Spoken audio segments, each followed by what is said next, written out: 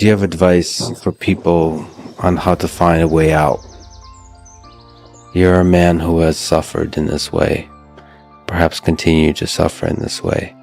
How do you find a way out? The first thing I do as a clinician, if someone comes to me and says they're depressed, is ask myself a question. Well, what does this person mean by that? So I have to find out, because maybe they're not depressed, maybe they're hyper anxious, or maybe they're obsessional. There's various forms of powerful negative emotion, so they need to be differentiated. But then the next question you have to ask is, well, are you depressed, or do you have a terrible life? Or is it some combination of the two? So if you're depressed, as far as I can tell, you don't have a terrible life. You have friends, you have family, you have an intimate relationship, you have a job or a career, you're about as educated as you should be given your intelligence. Use your time outside of work wisely. You're not beholden to alcohol or other temptations. You're engaged in the community in some fundamental sense, and all that's working. Now, if you have all that and you're feeling really awful, you're either ill or you're depressed. And so then sometimes there's a biochemical route to that, treatment of that. My experience has been as a clinician is if you're depressed, but you have a life and you take an antidepressant, it will probably help you a lot.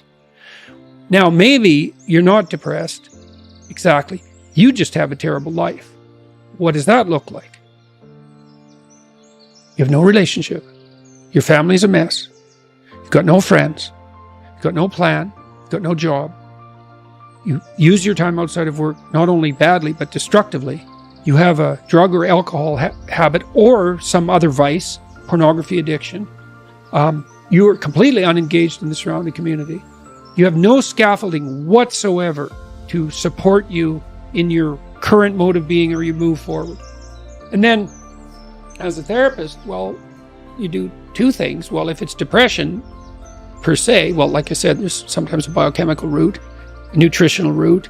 There's ways that can be addressed. It's probably physiological if you're, at least in part, if you're depressed but you have an okay life. Sometimes it's conceptual. You can turn to dreams, sometimes to help people, because dreams contain the seeds of the potential future. And if your person is a real good dreamer and you can analyze dreams, that can be really helpful. But that seems to be only true for more creative people. And for the people who just have a terrible life, it's like, okay, you have a terrible life. Well, let's pick a front. How about you need a friend, like one sort of friend. Do you know how to shake hands and introduce yourself? I'll have the person show me. So let's do it for a sec. So, hi, I'm Jordan. And people don't know how to do that. And then they can't even get the ball rolling. For the listener, Jordan just gave me a firm handshake. Yeah, as opposed to a dead fish. And there's these elementary social skills that hypothetically, if you were well cared for, you learned when you were like 3. And sometimes I had lots of clients to whom no one ever paid any attention. And they needed like 10,000 hours of attention. And some of that was just listening, because they had 10,000 hours of conversations they never had with anyone. And they were all tangled up in their head. And they had to just, one client in particular, I worked with this person for 15 years. And what she wanted from me was for me just to shut the hell up for 50 minutes, which is very hard for me, and to just tell me what had happened to her. And then what happened at the end of the conversation, then I could discuss a bit with her. And then as we progressed through the years, the amount of time that we spent in discussion increased in proportion in the sessions, until by the time we stopped seeing each other, when my clinical practice collapsed, we were talking about 80% of the time. But she had never been attended to properly, ever. And so she was an uncarved block in the Taoist sense, right? She hadn't been subjected to those flaming swords that separated the wheat from the chaff. And so you can do that in therapy.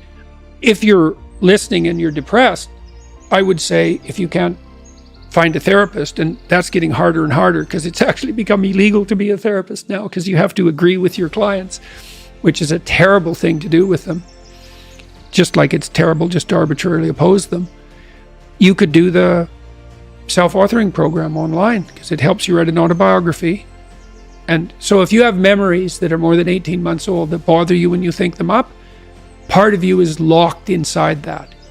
An undeveloped part of you is still trapped in that. That's a metaphorical way of thinking about it. That's why it still has emotional significance. So you can write about your past experiences, but I would say wait for at least 18 months if something bad has happened to you, because otherwise you just hurt yourself again by encountering it. You can bring yourself up to date with an autobiography. There's an analysis of faults and virtues, that's the present authoring, and then there's a guided writing exercise that helps you make a future plan. So sometimes depression is this heavy cloud that makes it hard to even make a single step towards it. Or you said isolate, make a friend. Oh man, sometimes the first step is extremely difficult. Oh my God, sometimes it's way worse than that. Like I had clients who were so depressed they literally couldn't get out of bed.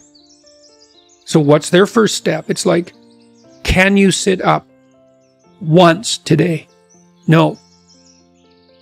Can you prop yourself up on your elbows once today? Like you scale back the dragon till you find one that's conquerable, that moves you forward. There's a rubric for life. Scale back the dragons till you find one conquerable, and it'll give you a little bit of goal, commensurate with the struggle. But the plus side of that, because you think that, God, that's depressing. You mean I have to start by sitting up? Well, you do if you can't sit up. But the plus side of that is it's the Pareto distribution issue, is that aggregates exponentially increase. And failures do too, by the way, but aggregates exponentially increase. So once you start the ball rolling, it can get zipping along pretty good. This person that I talked about was incapable of sitting with me in a cafe when we first met, just talking, even though I was her therapist. But by the end, she was doing stand-up comedy. So, it took years, but still, most people won't do stand-up comedy. That's quite the bloody achievement. She would read her poetry on stage too. So for someone who was petrified into paralysis by social anxiety and who had to start very small, it was a hell of an accomplishment.